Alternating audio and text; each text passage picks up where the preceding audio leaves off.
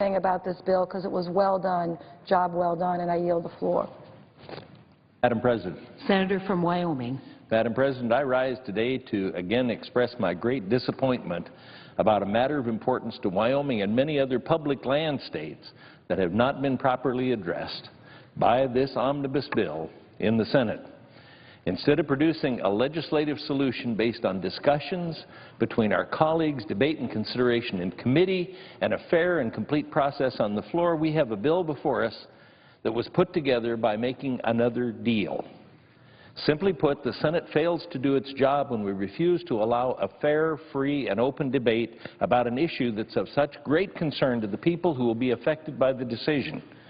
It's no secret, anyone who's seen the Senate in operation as we take up this legislation will know that the backroom deal does not include critical funding that nearly 1,900 counties in 49 states, that's all but one, and 3 U.S. territories rely on.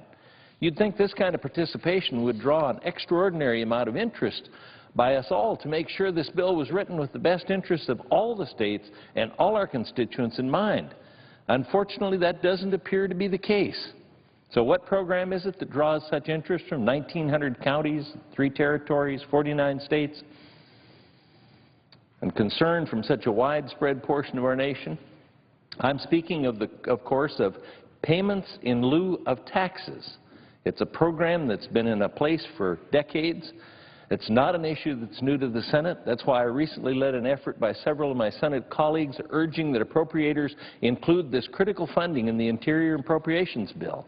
If they had done that, we would have already completed the work to produce a well-reasoned, well-thought-out answer to the issue of such importance to the states. Unfortunately, our efforts seem to have fallen on deaf ears. So here I am before you, hoping with all my heart that I can make the Senate understand how crucial this funding is to almost every state in the Union. This body often overlooks the important role of local government in the lives of our constituents. I know this because before I came to the Senate, I served as a mayor, as did another handful of people in this body, and I know there are several others that have been county officials.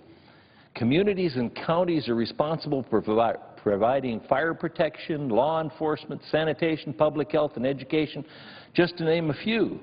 They provide these services largely by raising revenue. One common source is through property taxes. In states where there's little federally owned land, local communities have a large number of private homeowners to help provide these services. However, there are states where the federal government decided to retain most, if not a majority, of its ownership of the land. The problem is that these federal lands cannot be taxed, yet local governments must still provide critical fire, law enforcement, and health services in these areas and for the people who work on them. In order to make up this shortfall, Congress created payment in lieu of taxes to compensate local governments to offset the losses caused by having non-taxable federal lands within their boundaries. For decades, the Payment in Lieu of Taxes program has provided counties and local governments with funding to help meet critical community needs. One of the reasons that the Payment in Lieu of Taxes program was instituted was because of the creation of the Federal Land Policy and Management Act, which prohibited the federal government from disposing of public lands. In place of the federal government's ability to move land from federal to private ownership, which was established in the Homestead Act, Congress decided to reimburse county and local governments with payments that would replace the revenue lost from the property taxes they would have received if those federal lands had been transferred to private ownership. It seemed like the only fair thing to do back then, and it's still only fair to live up to the obligations as a nation to provide the states with the revenue they're losing because of the laws we have enacted. I got to tell you, when I'm talking about 1,900 counties in the United States, 49 states, some of those counties, it's 40 to 80% of their total revenue. That's a big cut to make in 1 year. No transition, just boom, gone. How do you adjust to that if you're those local government people trying to figure out how to balance your budget? After all, I'm not aware of anybody that lives at the federal level. They all live at the local level. So it's the local folks that have to take care of the people. If we fail to adequately address this issue, we're forcing our communities to make do with less, a lot less, because we're breaking a promise we've made. By doing so, we're forcing them to reduce or even eliminate the vital resources upon which their citizens rely. I want to emphasize and make it clear this is not an additional source of revenue. It's not a bonus. County and local governments depend on this revenue when they plan their budgets each year. It's part of the law. They count on it, and without it, their budgets are stretched and strained, and they will be bankrupt. The decision by the Appropriations Committee to not include the vital payment in lieu of taxes funding in the omnibus will place counties across the country in very difficult positions and great financial hardship for them all, especially so there's no transition. There was no warning. It was just done. We need to stop playing games with the payment in lieu of taxes program and find a way to ensure it's adequately and fairly funded now and for years to come. We could learn a lesson from local government, and that, as I remind you, that's where everyone lives. Many are obligated to have a balanced budget.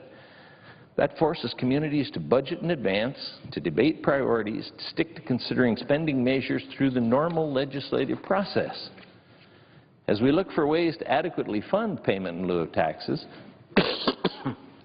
pardon me, we also need to be sure that we're not robbing Peter to pay Paul.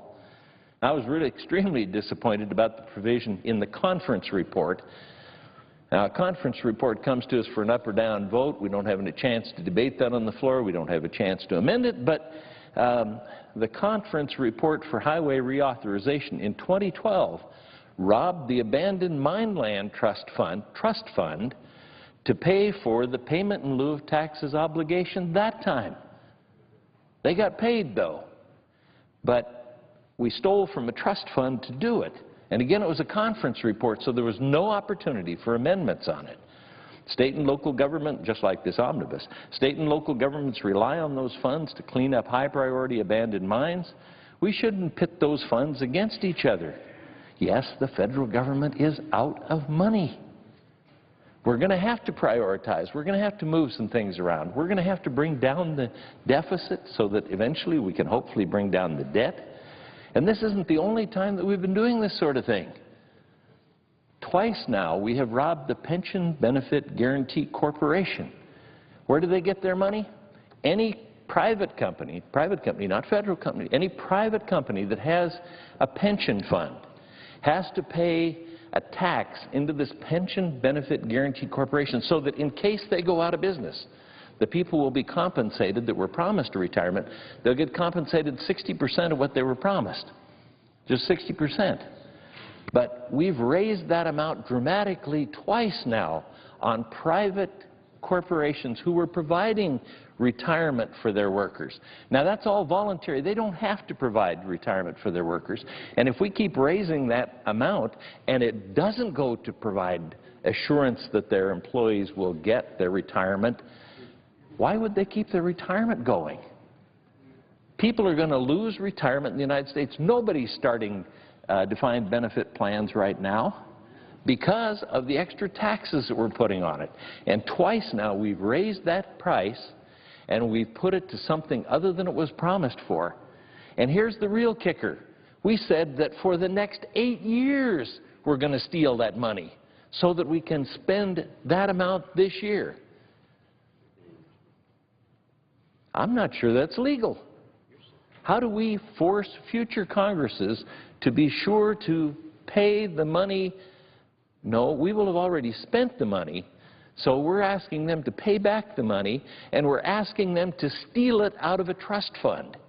We've got to quit stealing from the trust funds. That's the same thing with the abandoned mine land. That was stealing for 10 years to pay for 2 years. You can't keep doing that. Somehow we've got to have the kind of budgeting that we're expecting these local governments, these towns and cities and counties to do, where they have to balance their budget. We don't have to balance our budget, we just steal the money. But there's a point at which you can't steal the money anymore. What do we do now next time on the transportation bill when we've already obligated 8 more years of Pension Benefit Guaranty Corporation to the current highways?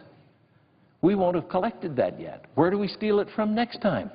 Infrastructure is extremely important. We are going to have to eventually prioritize around here.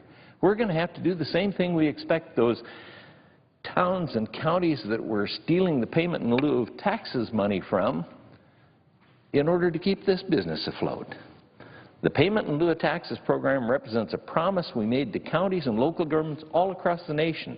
They're looking to us to see how we'll act and see how we'll keep that promise.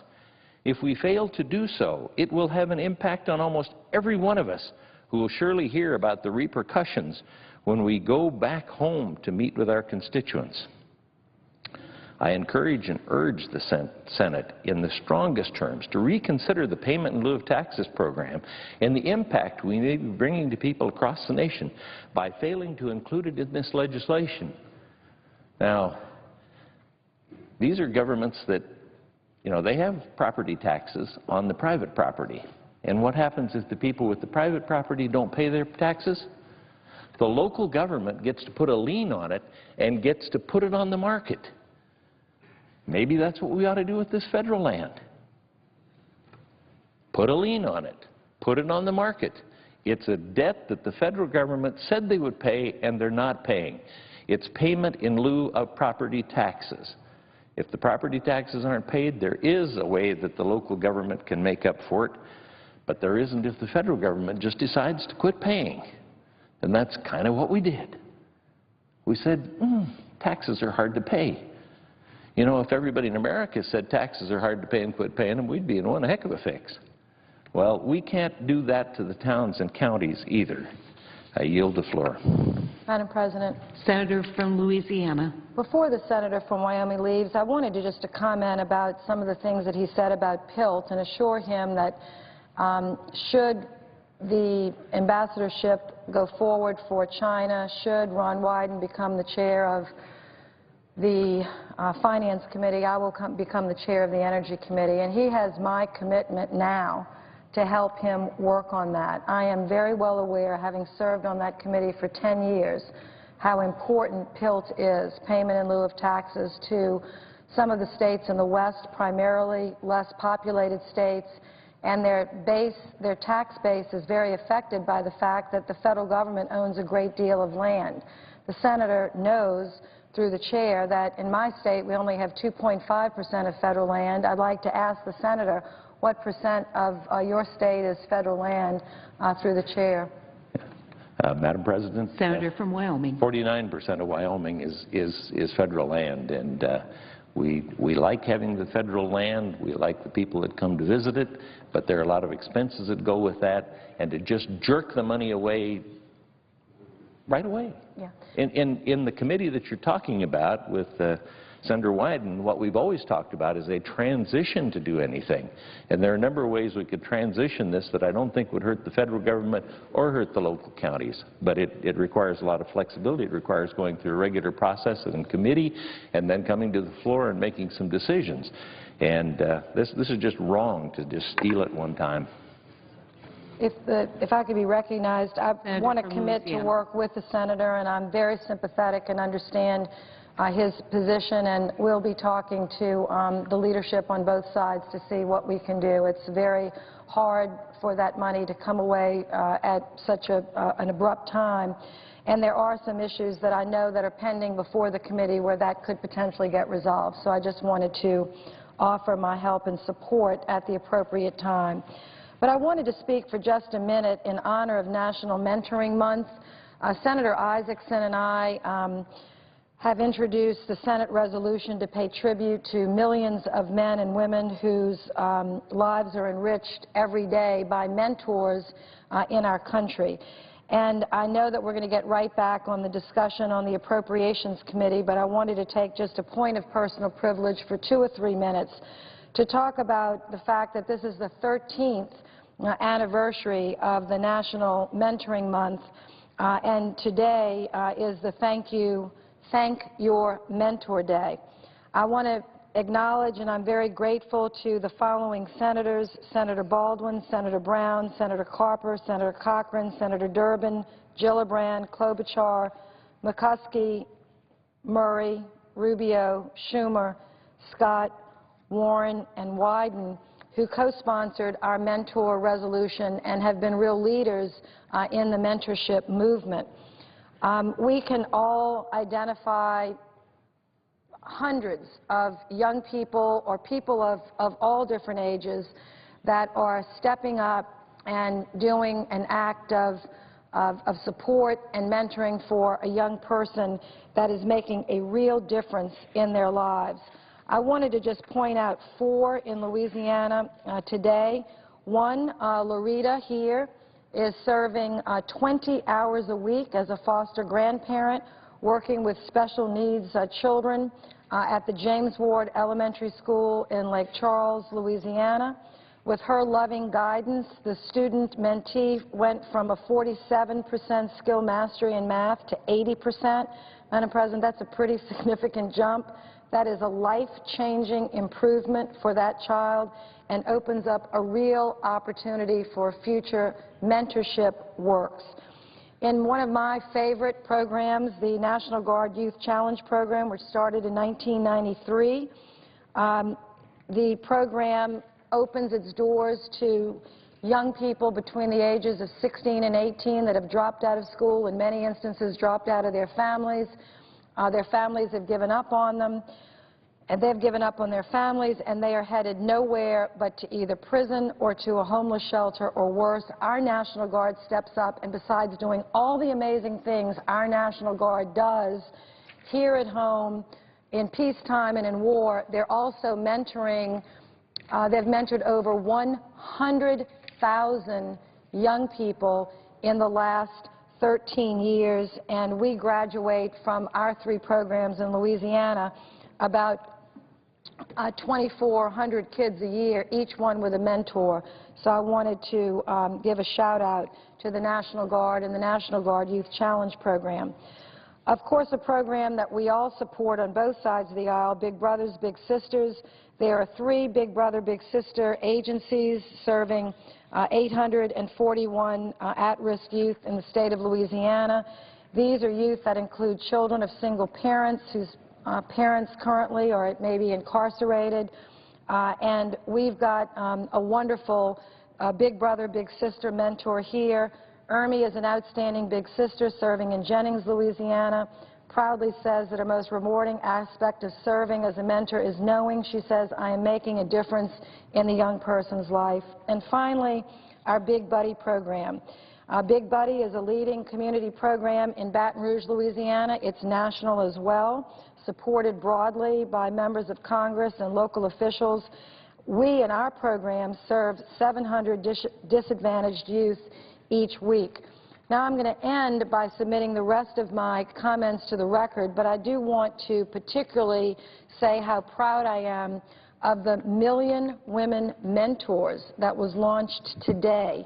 This is very exciting as a woman leader, and I know, Madam President, you will be thrilled to see the number of extraordinary businesses and organizations that are trying to identify 10 million mentors for girls in America to go into the fields of science, technology, engineering, and math, which is a game changer for little girls and young women to think about careers like science, technology, engineering, and math.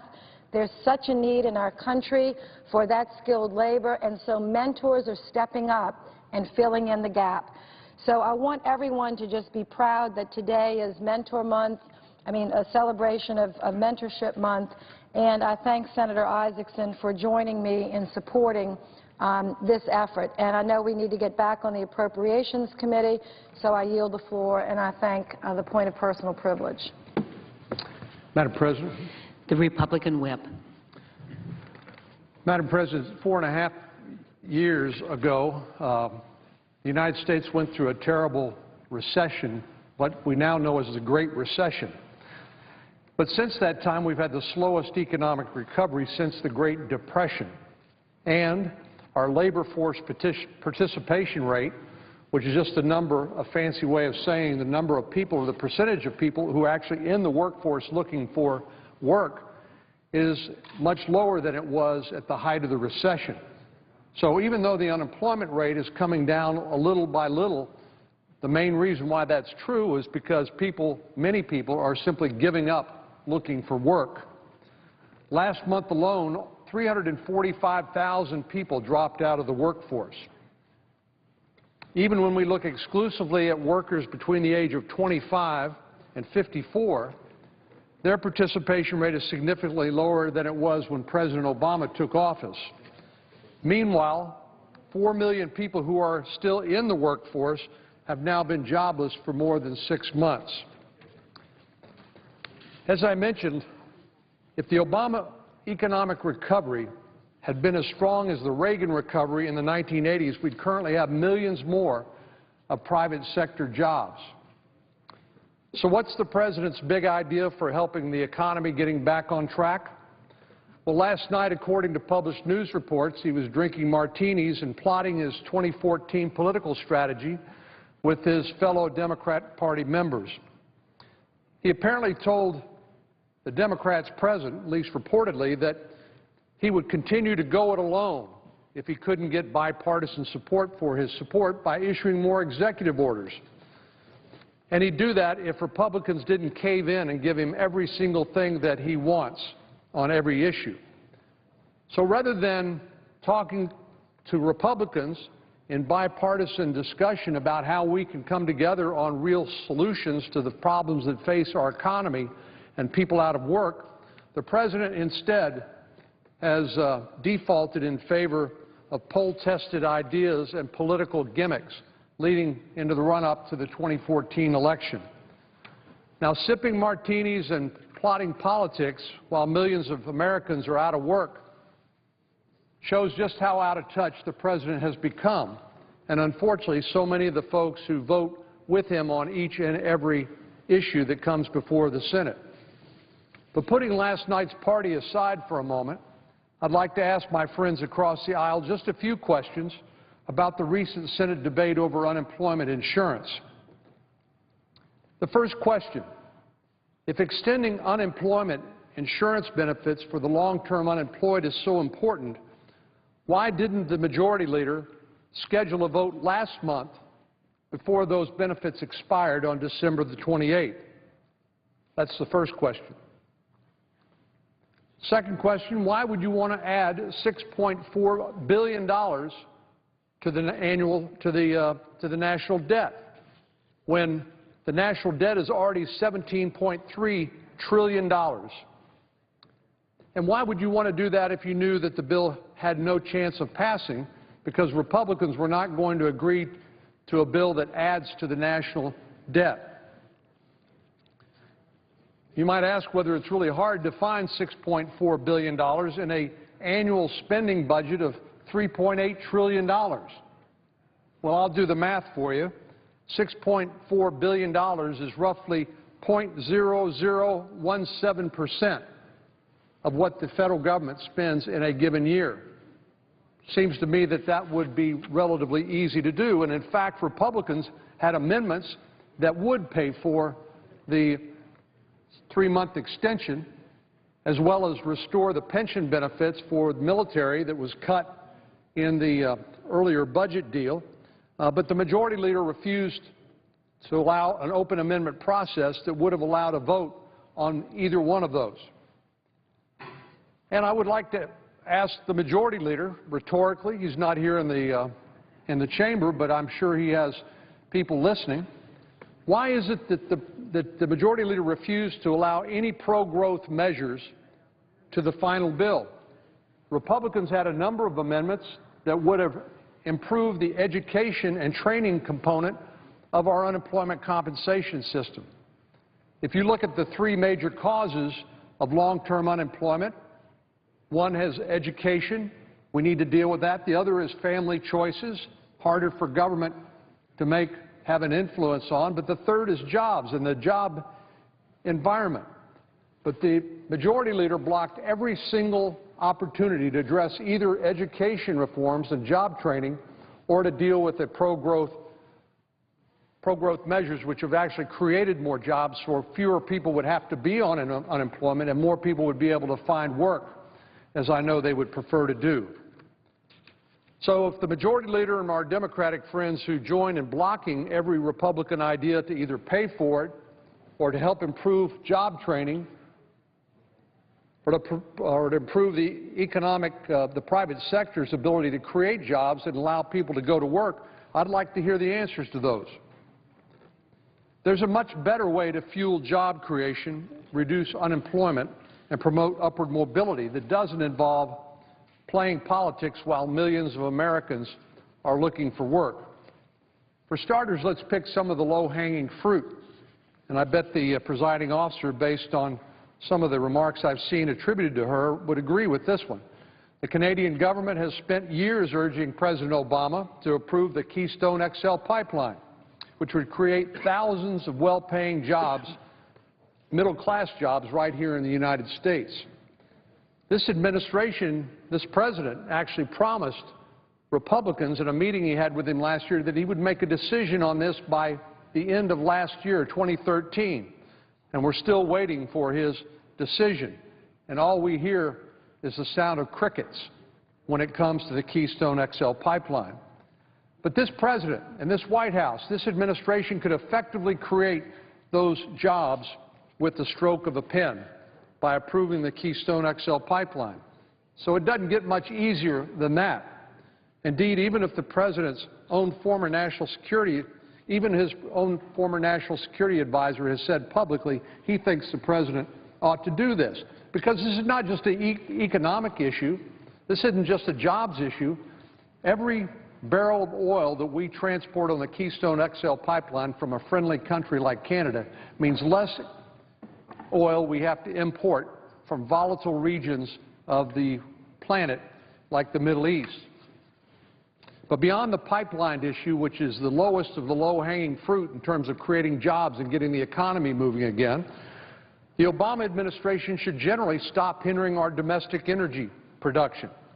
We've had a renaissance in energy in America thanks to the innovation in the private sector, primarily the now some 6 decades old practice of fracking, which has gotten a bad rap in some quarters, but also horizontal drilling, pioneered by none other than George Mitchell of Texas, who recently passed on. But this combination of fracking and horizontal drilling has led to a proliferation of domestic energy supply, natural gas and oil right here at home. Again, every barrel, every MCF of gas that we produce here domestically means less energy we have to import from abroad. But we all know that nationwide the oil and gas industry represents a rare bright spot in the U.S. economy. According to one study, by 2035, unconventional oil and gas resources alone will be supporting 3.5 million jobs and contributing $475 billion to our economy. Why wouldn't the President and our Democratic friends embrace something like that that would create so many jobs right here in the U.S. of A., instead of playing political games and plotting out the next election? And yet, on top of that, to make matters worse, the administration is proposing a proliferation of new regulations on fracking that occurs on federal lands. Now, I think my friends who perhaps aren't familiar with this process should listen. Fracking has been going on for at least 60 years in Texas under the regulatory authority of the Texas Railroad Commission and local jurisdictions. But if you drill a well and you put the casing in and you cement it properly, there's absolutely zero threat to groundwater or drinking water because the target of the fracking is deep below the surface. And so using good drilling practices and cementing of the casing, there is virtually zero threat to drinking water and the concerns that many people have expressed, but which are not grounded in experience. But think of it this way.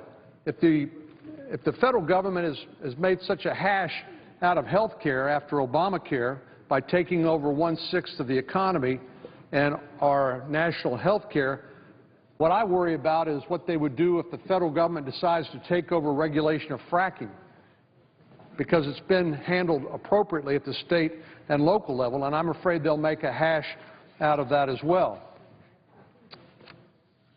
Well, in addition to the other regulations that I'm concerned about, the administration's announced new regulations that would impose massive additional costs and deliver very little in the way of economic or environmental gains. More regulations are never a good idea if they put an additional burden on business and produce no tangible benefit to the environment. But they're especially harmful at a time when our economic recovery is so anemic and our economic recovery remains so fragile. We simply need to stop placing an additional burden by additional regulations on the very vital sectors of our economy that we need in order to grow and prosper and create new jobs, especially when there's no demonstrable environmental benefit. For that matter, let's eliminate all new regulations that don't pass the simple cost-benefit analysis. One new study shows that the Obama administration has imposed more than $112 billion worth of net regulatory costs on the U.S. economy and added an equivalent of 158 million hours of additional paperwork on American businesses. My colleagues, Senator Portman and Senator Roberts, have each sponsored new legislation that would introduce safeguards against unnecessary job-killing regulations. Which brings me to Obamacare. One of the things that organized labor that was one of the biggest supporters of Obamacare has now come back to the White House and complained about is the fact that the incentives for employers to take what was full-time work, 40-hour work week, and make it part-time work. And indeed, that's because the President's health care law defines full-time employment as a 30-hour work week. So people even working part-time have to be provided full benefits that those on full-time work ordinarily would qualify for. But as a result, as many of these labor leaders told the President just a few short months ago, many Americans have had their full-time jobs reduced from full-time to part-time. And this trend will only get worse as the administration decides to enforce the employer mandate. Now, if the majority leader would allow, we have two bills on our side of the aisle that would address that. Senator Collins of Maine, Senator Scott of South Carolina have proposed defining full-time employment as a 40-hour work week that would provide some benefit, some relief to people who've seen their hours cut. Now, one more example of low-hanging fruit. Republicans and Democrats both agree that education is a critical need to allowing for upward mobility. With that in mind, we should be doing everything possible to support successful education reform initiatives across the country. And yet the Obama administration has frequently done just the opposite. Witness what's happened in Louisiana, where the administration is trying to derail Louisiana's school voucher program, where parents get to choose where the money goes, not the government. Well, this is all pretty easy stuff. Now, some things would be harder, like major tax reform. Although I would point out that until recently, members of both parties agreed that the goal of tax reform would be to lower marginal rates as we eliminate a lot of the tax expenditures or deductions or subsidies or the like.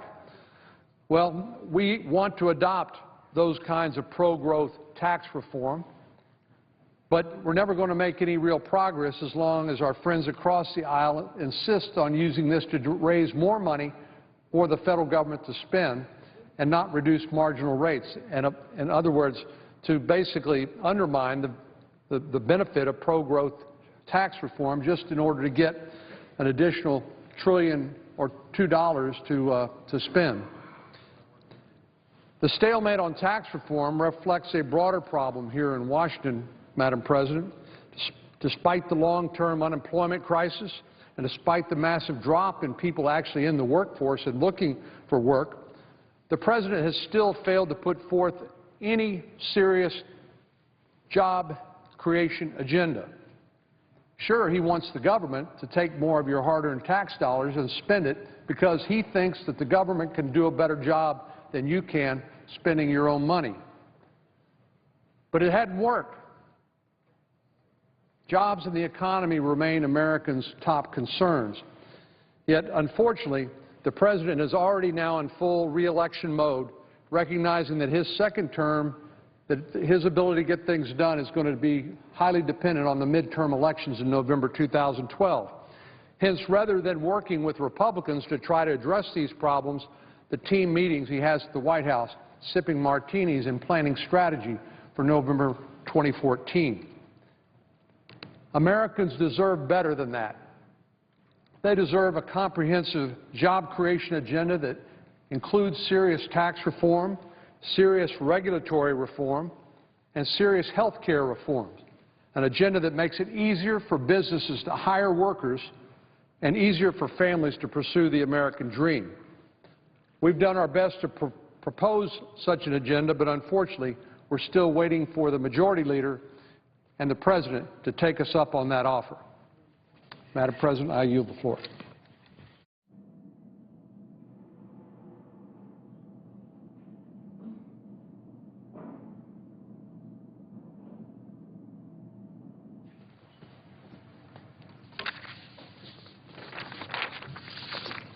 Madam President, Senator from Oregon. I'm going to speak briefly. My colleague across the aisle has noted he'd like to speak next. But I'd like to take a moment and talk about what has been unfolding here on Capitol Hill with the House and the Senate, with the Republican caucus, with the Democratic caucus, working together to produce an appropriations bill, a spending bill, a bill we refer to here as an omnibus, meaning that it covers all 12 sections that are normally allocated within the appropriations or spending bill world. Now, I'm a new member of the Appropriations Committee, and this is the first time that I can stand here and feel like I've gone through a process that's something similar to what our colleagues have done in a bipartisan way over many generations. But that bipartisan collaboration has been sorely missing in the time since I first came to the Senate, and I'm glad to see this particular moment. It is a ray of hope that perhaps we can restore a rational budgeting and spending bill process to address the issues facing America. I was delighted that Senator Murray led the Senate, working with Congressman Ryan, to produce a budget that went through both chambers. And I'm very pleased that our two leaders here in the Senate, the Senator from Maryland and the Senator from Alabama, brought the two sides together to work with the House to produce this spending bill. Because in the absence of a spending bill that has been deliberated on, what we have is a continuing resolution, which means we're going to keep continuing to spend the money we did in the past, even though the needs of the present have diverged from the needs of the past. That is inherently wasteful to keep doing the same thing you did before when different challenges are presenting themselves to our nation. So I wanted to note a few of the things that were done in the course of this bill that I think are very relevant to the challenges we face in Oregon. Let me start with the Yellow Ribbon Integration Program. When I went over to visit Oregon's men and women in uniform in Iraq and Afghanistan, they said, when we come home, we hope we will have a job. And we hope that our public leaders will work to try to help those jobs be there. And indeed, when you come out of that theater of war and back into civil society, the structure of a job is very important to your sense of purpose, your sense of rhythm, your financial stability, your role in the family. And so we have in Oregon a robust Yellow Ribbon Integration Program to help bring employers together with our men and women who were in uniform overseas but have now come home. And we have so many who serve in the Guard who have gone overseas. They don't come home to work on a military base and still have a daily rhythm. They come home to civilian life.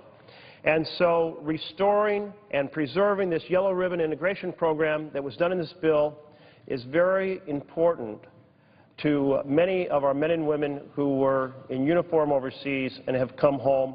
It was zeroed out in the President's budget. It was restored in this process. and I was delighted to be part of the effort to make sure that this happened. A second thing that's very important to Oregon is hazardous fuels reduction in our national forests. Now, our forests are drier than they were before. We have more lightning strikes due to the changing weather patterns, and therefore we have had more acres, thousands of acres, burning. Well, we need to invest not just on the back end when there is a fire, we need to invest on the front end to thin out the forest that's overgrown, to get rid of the fuels that are on the floor of the forest that increase its intensity and make it more likely that the fire will go from the ground of the forest to the canopy and be uncontrollable.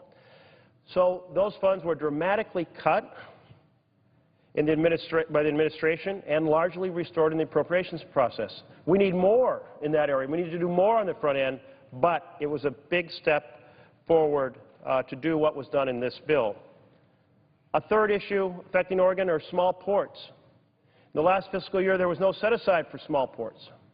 I have many small ports on the Pacific coast of Oregon, as I know many states have ports on either coast or the Gulf Coast. These small ports are very important to our economy, and they shouldn't be neglected. And this set-aside is important to make sure that they have the chance to repair their barriers, their breakwaters, to dredge out the slips, or to dredge the anchorage in general. And so this is very good.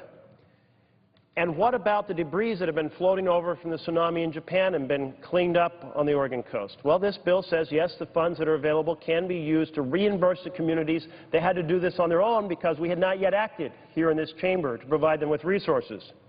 So that, too, is addressing an evolving issue. And I want to speak particularly to the investment in education. The extra $1 billion for Head Start and the extra $1 billion that will go to support IDEA and Title I funding, large formula allocations. We have 200 school districts in Oregon. Those school districts are often way too small to have a grant writer to compete in some newfangled competition for X, Y, or Z. They need core funds to reduce the number of students in the classroom, to address the challenge of providing education for students with disability. And this budget helps in that direction significantly. I want to say thank you again to the leadership that was displayed, the bipartisan leadership with the senator from Alabama and the senator from Maryland. Well done. I'm honored to be part of this process of trying to shape our Senate spending plan, our congressional spending plan to address emerging challenges in America. Thank you, Madam President, and I yield the floor. Madam President. Senator from Kansas. Madam President, earlier today, Senators Graham and Senator McCain spoke to this issue. I was to speak at that time. I had a conflict, so my remarks certainly are pertinent to the issue that they talked about. Madam President, it has been an agonizing 16 months.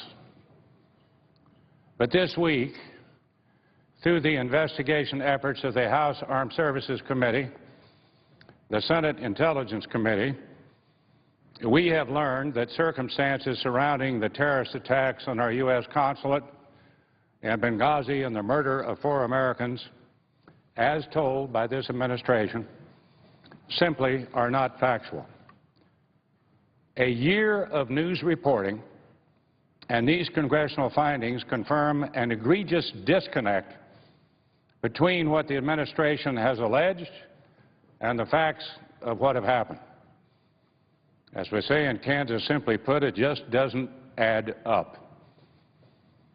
We now know this tragedy did not have to happen, and most certainly the hard-to-understand actions and behaviors of those involved have added unneeded hubris, scandal, and conduct difficult to comprehend. This is a mess that still has to be cleaned up. It demands clarity, honesty, and simply owning up to the truth. I come to the floor today, Madam President, to discuss this tragedy not so much as a Republican senator from Kansas, but as a Marine. I fear our lack of truth and understanding has broken a bond that those who risk their lives for our nation all share and believe in. The bond that if they come in harm's way, we have their back, and we will be there for them.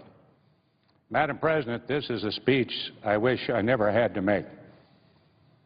But I feel compelled to make my plea to this administration yet again, and specifically to the President Obama, to give the American people and the families whose lives were lost in Benghazi a full accounting.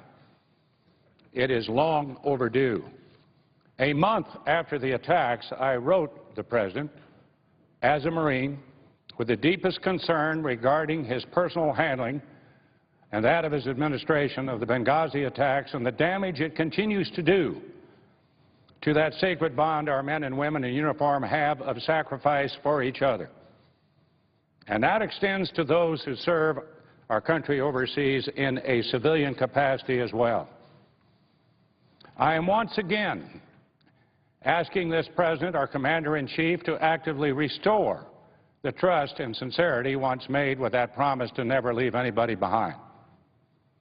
If he and others responsible for this tragedy do not restore this trust, I truly believe that the future morale and effectiveness of our military services are at stake. As I travel through Kansas and speak with my constituents, regardless of their background, they want to know what really happened in Benghazi and why. Why has it taken so long to get the answers? Many ask me directly, when will the President be forthright with the families of those killed and injured in the attacks? When will the President stop covering up the bad decisions made on September 11, 2012? Most emphatically, they say, please, please do not forget about Benghazi. However, the response has been a dogged, all too familiar tactic of delay, non-response, and the hope that somehow tomorrow it will all just go away. Well, this is not going away.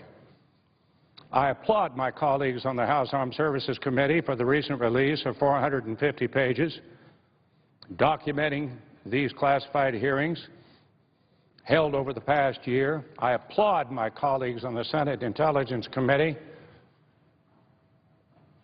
for their report released yesterday detailing the events surrounding the attacks. The headlines of this report now read, Benghazi could have been prevented.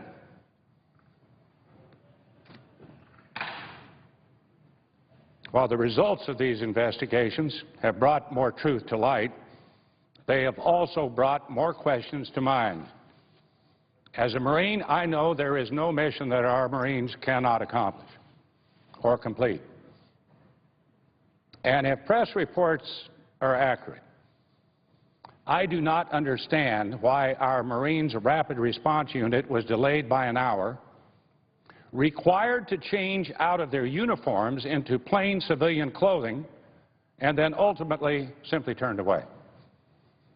Our commanders have testified it was the State Department that declined the Marines in Benghazi, yet they have been reluctant to point the finger at the State Department.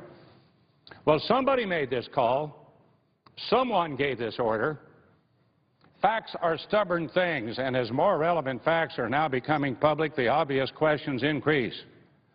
In the Senate Intelligence Committee's report, and I urge every member to read this report. It is a good report.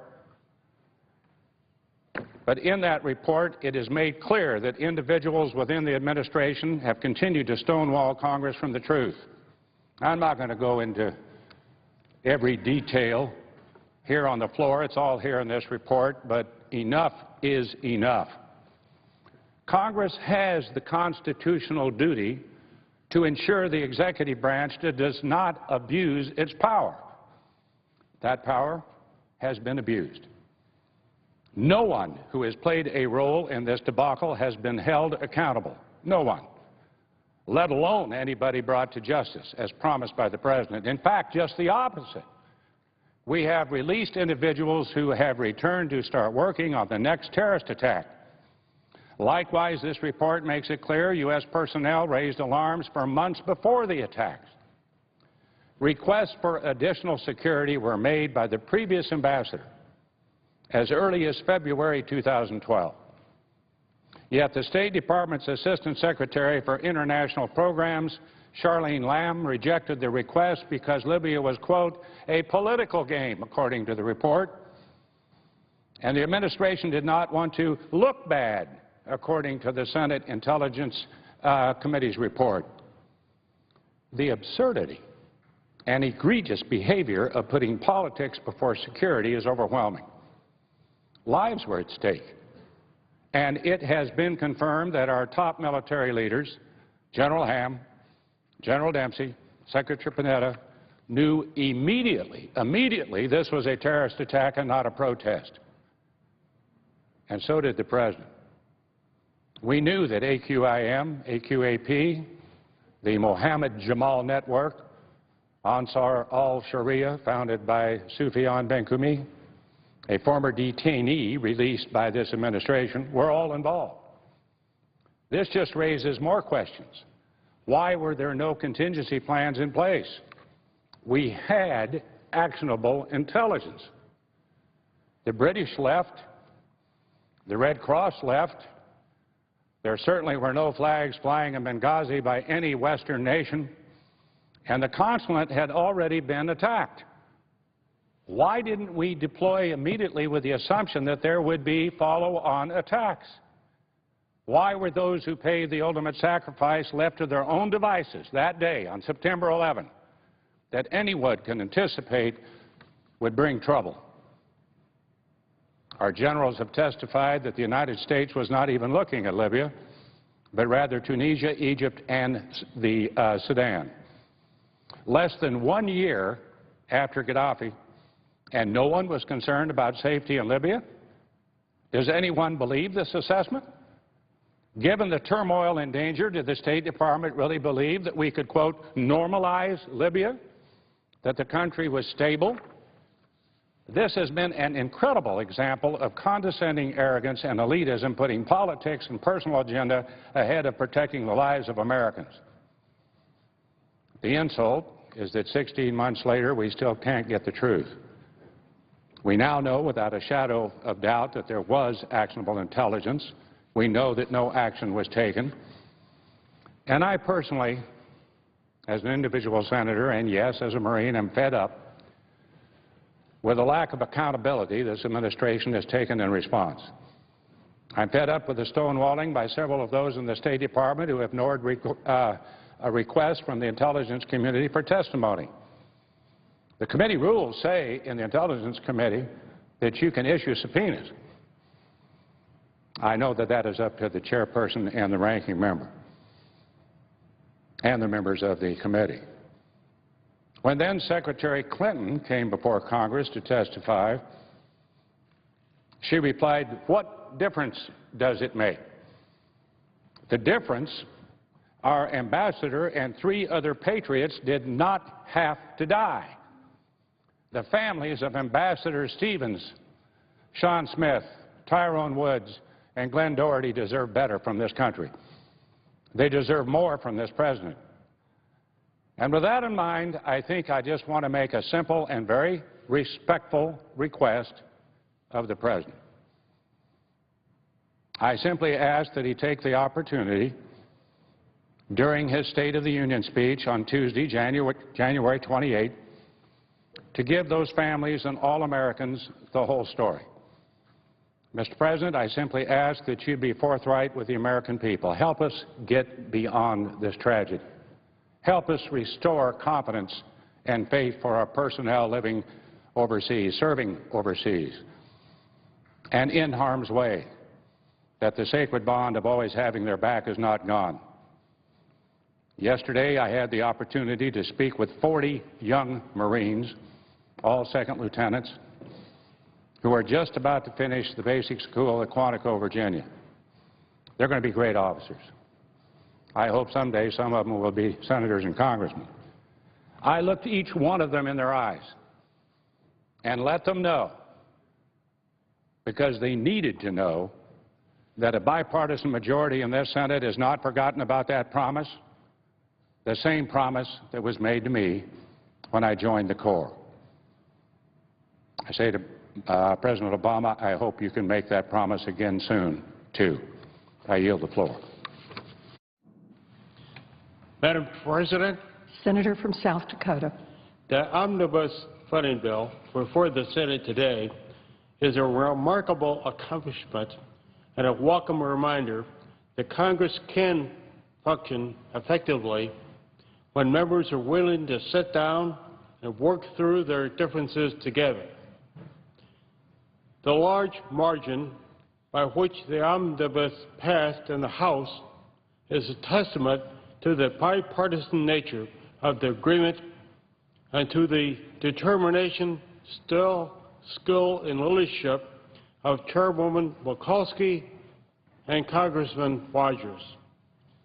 With passage of this bill in the Senate, the threat of another government shutdown is averted, and the crippling effects of the sequester will be reversed. America's vets are well served by this agreement. As chairman of the Senate Military Construction and VA Appropriations Subcommittee, I work to provide the VA with robust funding and ensure our vets receive the benefits they have earned and deserved. The bill provides $63.2 billion for the VA, $2.3 billion above last year.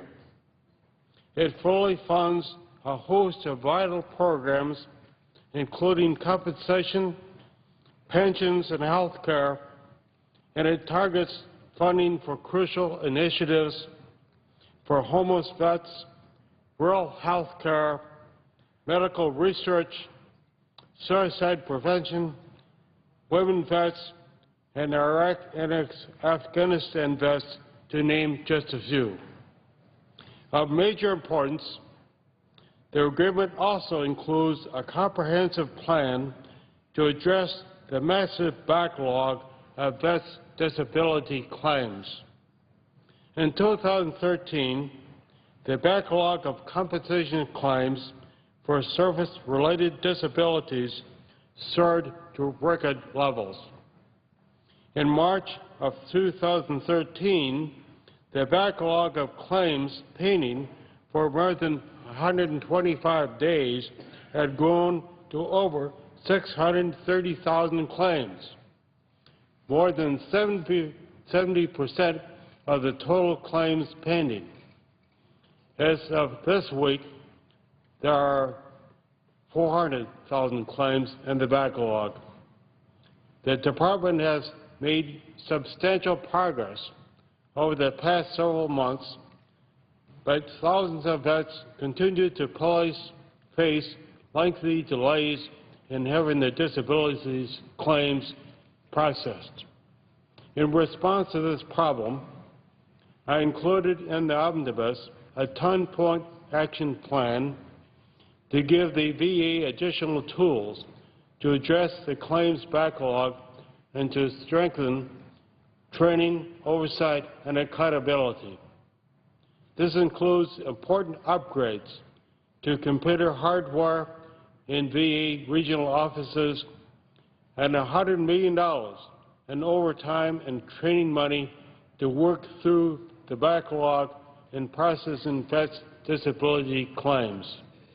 It is critical that we do not sacrifice accuracy in the name of expediency, and my plan also includes quality review teams, spot audits, and additional training for claims processors.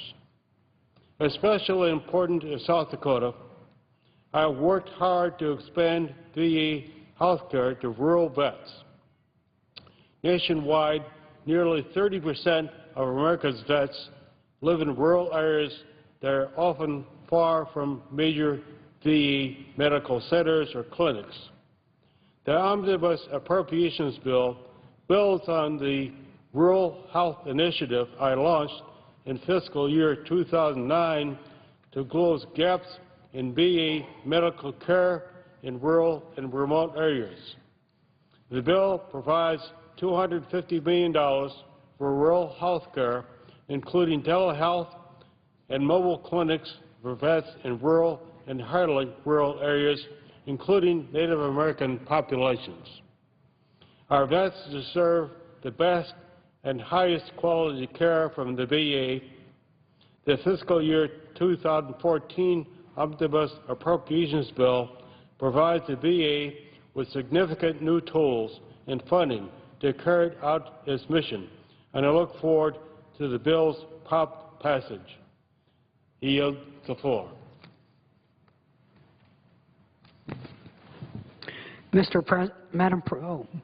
Madam President, Senator from Maryland. I want to thank the senator from South Dakota for all the great work he has done